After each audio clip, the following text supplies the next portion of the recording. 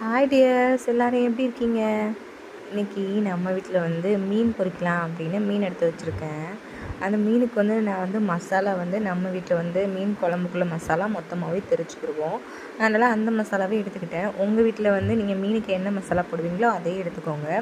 அதை எடுத்துகிட்டு நான் அதுக்கப்புறம் என்ன செஞ்சேன்னா, அதில் ஒரு தட்டில் ஒரு 2 ஸ்பூன் எடுத்துக்கிட்டேன் அந்த மசாலாவில்.